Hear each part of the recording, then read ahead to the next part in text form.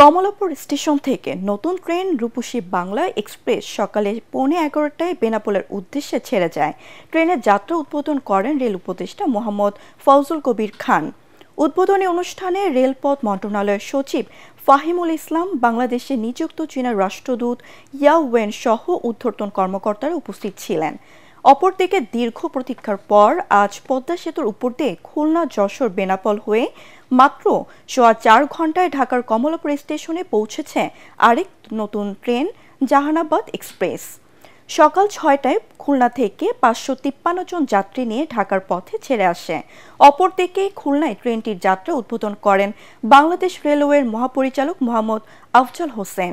Rail কর্তৃপক্ষ বলছে, পদ্মা সেতু হয়ে নতুন রেলপথ নির্মাণের ফলে ট্রেনে যাতায়াতের খুলনা ঢাকা দূরত্ব 212 কিলোমিটার কমে গেছে।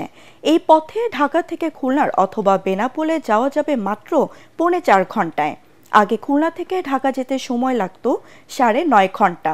খুলনা ঢাকা খুলনা রুটে জাহানাবাদ এক্সপ্রেসের সাপ্তাহিক বন্ধ সোমবার।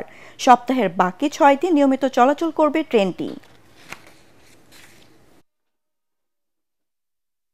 ঢাকা যাব আর আমার বাড়ি লোহাগাড়া তবে 1 ঘন্টা 10 মিনিটে। খুবই ভালো লাগতেছে, কারণ এত কম সময়ে আমরা ঢাকা যাব, এটা আমাদের জাস্ট একটা স্বপ্ন ছিল। সময় বেঁচে যাচ্ছে, এজন্য আমরা খুবই আনন্দিত।